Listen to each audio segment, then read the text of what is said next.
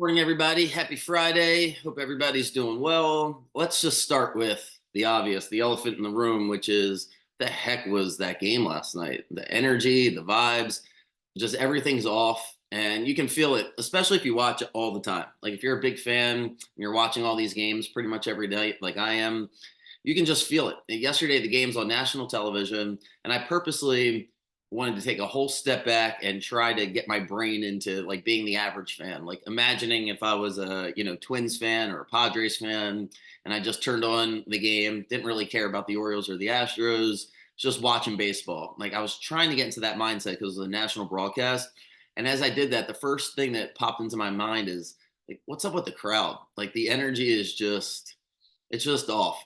Something's off, everything's off, depending on how you want to categorize it. But you can just feel it. Like the entire game, our at bats are not competitive. Even like the first few innings, like it just feels, I don't know, it all just feels bad. And it hate being negative about it, but there's no other way to look at what's happened, because if you look at 2 years ago when we missed the playoffs, the vibes were incredibly high. The energy was good. The attitude was good. So I was doing a deep dive this morning into like, what exactly do I think it is? Like if I had to pinpoint it, because when someone says the energy's off or the vibes are off, that's usually a way of saying I don't know exactly what's happening. Like I can tell something's wrong, but I don't know exactly what's happening. And it reminded me I had a practice one time and something felt off, right? And I couldn't pinpoint it. And I can't even remember exactly what bothered me, but whether the drills were lackluster or the whatever it was. And I remember blowing the whistle and bringing everybody into the middle. And I was just honest with them because I was like, I just feel like the energy's off. And as I'm saying it, I'm like, I don't even know if they know what I'm talking about. So I asked if anybody knew what I mean here. And one of the kids stepped up and made like a nice 30-second, 45-second speech about, not only did he understand what I meant about how the energy is off, but he pinpointed in his mind what he thought was going on. And it was interesting to hear it. And I think the kids responded well to it. And the reason that was on my mind is because I don't know who on this roster can say like who is the actual leader of this team. And that's where I think the problem is. They don't have a leader. And when things start going wrong, you have to turn to a leader. Like, and who is that person to speak up? And if it's like, it can be a coach, it can be the best player, it can be the oldest player, it can be just somebody that has that personality. But if you go through that Orioles, if you go through the Orioles from, the general manager all the way down to Jackson, and you're like, well, who's the face of this team? Like, where's this identity coming from? And my biggest beef is Brandon Hyde has tried to be the face of it. And this is what I mean by it. The reason why the vibes are off, the reason why the energy's off, the reason why things just don't seem right in Birdland is because too many times this year, Hyde has tried to be the man. He has substituted guys at the wrong time. He has not rewarded guys for having good at bats and having good days. Like guys have been 2 for 2, 2 for 3, and then because it's a righty lefty split, he takes them out. He's had guys that have had solid days 2, 3 days in a row. Now lefty's pitching, so you can't play for 2 days. He has tried to overmanage the team, and the leadership falls flat there because now the leader is the manager, which in some cases is fine. In our case, it's not fun. Like the leader of this team, in my opinion, had to be Gunner slash Adley. There was no other way around it. Corbin Burns has been here for a few months. He's focused on, he's got a family and he's focused on the biggest contract of his life. He can't just come in and be the leader. He can be a role model. He can mentor certain pitchers, but the leader of the locker room, that has to be the face of this team. And the face of this team, it's very obvious, is the 1-2 hitters. And it shouldn't change. You want to start tweaking other things. You want to change things. There's always things to move around and change, but you have the shortstop and the catcher, the two hardest positions, solidified. They're kids. They're going to have ups and downs. You start moving them around in the lineup, that's not helpful. It's just not. And when you start over managing in other areas, it takes away their voice. It takes away a player led organization, which is what this team should be. The vibes amongst the players are incredibly high. They're all friends. It's so unique to have a team like this that Hyde, if you want to make a parent reference, he is like parenting as if he's got troublemaker kids that, the kids are always getting out of line. Excuse me. They're always stealing the car, drinking in the basement, not going to school. And he's got to, stay on top of them all the time and make sure whatever that they get on the right track, when in reality he's got A+ kids that don't drink, don't smoke, don't get in trouble, don't do anything wrong. Like, look at the roster of guys that we have, and yet he's over managing, switching where they belong in the position in the lineup, whether or not they play, as I just said. And I think it's manifested itself, and people don't have their roles identified, and you're trying too hard, and it's all feels like it's crashing down. Now, I'd like to take the positive approach because there's plenty of time left, and hell, we're a game. We control our own destiny by a long shot. It's not like the Yankees are playing great baseball, but you can just feel it. You can certainly feel it, and that's what I would trace it back to: is what's the identity? Where's the leadership? And you want McCann to be the leader. Like, that sounds great in theory. He just doesn't play enough for that to be the case. So, just I'm annoyed because I think the team is good enough if Freddie Gonzalez would be the manager, and that's not to take away from just bad at bats lately. O'Hearn just can't get out of his own way. Mountcastle's just whatever's going on with him, but I feel like it's more of the leadership that Hyde has just really screwed this up. That's how I feel. I don't like saying that. As I've said before, if you guys have listened, I'm like, I say this like I'm the basketball coach. Like, I have dealt with ridiculous parents who have no idea about basketball, who think I should be fired for not knowing what I'm doing. So my instinct is people that yell at the manager or the coach are usually the morons. But in this case, I just don't see it that way. So that's how I felt yesterday watching the game. The crowd's just not there, which I don't know, maybe is a conversation for another podcast. I could bring somebody else on who has a more of an opinion on why the crowd's not. I think it's the prices, frankly. I don't know exactly what the prices are competitively across the country, but it's expensive to go to an Orioles game, and it just doesn't. Something, it's got to change. It just does. I don't not want to waste this season. I don't think anybody does. You've invested so much time for the past couple of years now into this season. And yeah, it feels like it's falling apart. Burns gets frustrated, and I don't blame him. It's like soft contact, and then when he gets frustrated, it's almost like he just throws it as hard as he can, and then they hit the ball. It's what happened with that home run last outing, and here we go. So, all right, enough of that. But yeah, it's hard to like run away from it this morning, especially since we're 2 weeks away from football. I'm not going to just force myself to talk about the Cleveland Browns or whatever, another team, when I still want to see who they cut in the preseason. I want to see how this weekend plays out. So unfortunately, that's how I had to start the podcast. But all right, out of my system. Let's hopefully get 2 out of 3 this weekend and have a better feel as we head to the West Coast. Because if we get 2 out of 3, I'll wrap it up on this. We get 2 out of 3, then we go to LA and play Colorado. So we get far away from everybody, different vibes. So maybe we just go on a nice run here. All right. Let's see. What do I want to talk about? I had 2 things on my mind outside of the Orioles. First is the Jahan Dotson trade. Jahan Dotson, in case you're not familiar, since I did the podcast on the Commanders a few days ago, Dotson was their first round pick a couple of years ago. He was their projected number 2 receiver, and he gets traded to the Eagles for draft picks.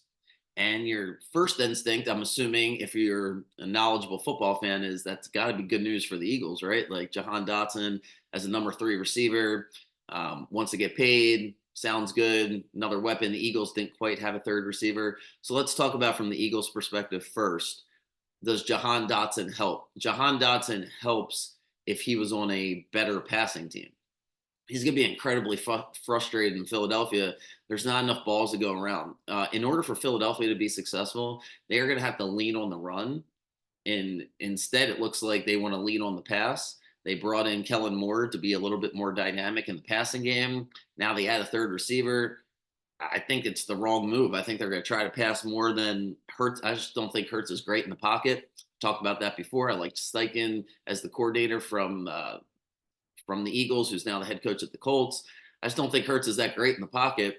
And by bringing in the third receiver who wants the ball, like that was his beef. Like that's what he wants. He wants to get paid. He wants the ball. You had Terry McLaurin in Washington, who dominates as the number one, and I'll get to the Commanders in a second. But there's a bunch of young guys in that room. So, point is, the Eagles better win that game against Green Bay. They better start off. If you're an Eagles fan, if you are betting on the Eagles for the season, which I'm not, you better hope they get off to a good start because they seem like the team that could go in a real south direction real quick. No coach after this year. He seems like he could be gone. And now you bring in Dotson. You still have Brown. You still have Devontae Smith. I mentioned you brought in Barkley. They still have Dallas Goedert, who's one of the best tight ends. A lot of mouths to feed. If you told me Dotson went to the Chiefs, I might just bet the Chiefs to win the Super Bowl again. Because I'd be like, you got to be kidding me. Like another weapon for a pass game. If you went to Cincinnati, Buffalo, uh, Baltimore, I think Lamar is incredibly superior to Jalen in the pocket. I just don't think Jalen in the pocket, reading the defense, three wide receivers, like is that's the personnel they're going to run out. Just Barkley in the single back. I don't know. I don't like it. So that's that. And then, so secondly, for the Commanders, why would you do that? And my instinct is probably the contrarian opinion here, which is probably because they have better players than Jahan Dotson. Because why would you trade him to the Eagles? Now, if you trade him to the Chiefs or the Bengals or the Bills, then I might think something different's going on. Maybe you need draft capital. Maybe you don't want to pay him. But to trade him to the Eagles, there's no way you do that unless you just don't think he's that great. And I think that's the move. I read a little blurb from one of the beat reporters who said he's just not hustling. Doesn't show, I think the quote was, he doesn't show a lack of urgency in practice throughout the summer. So I don't know if that's exactly who you want to bring in if you're Philadelphia. That sounds like Jimenez from the White Sox, where, as soon as I hear that kind of crap, I'm usually like, that's not the guy I want. Everybody's entitled to their own opinion, but I don't know. This beat reporter like carried on about how much he likes Dotson, but just wasn't working very hard in the summer. So that seems like a red flag. I don't think it doesn't change. Not that I don't think it doesn't change my opinion on the Commanders. Not having Dotson, they have about four young guys, excuse me, who they think can fill the void, right? They're going to run their offense. They're going to be a run first offense. As much as run first exists in the National Football League, which, by the way, that's going to be more running this year. I'm going to talk about that when we get closer to opening day, but teams are going to run the ball more this year. I can almost guarantee that. And I think the Commanders are going to be one of those teams. They're going to let Daniels run a lot of read options. And to be fair to Daniels, he's not the type of quarterback. Like there's a lot of Lamar, if you will, where he's not going to be able to read the whole field his first year. So you're going to see him stare down who he wants to throw the ball to. Kingsbury is going to design an offense that's focused on the first read, and a lot of it's going to feel RPO.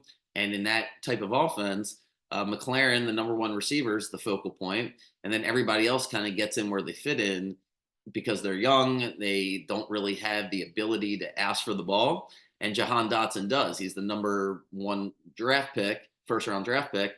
So it's just a conflict there. I always talk about you have to read the room, chemistry. It's all those things are important.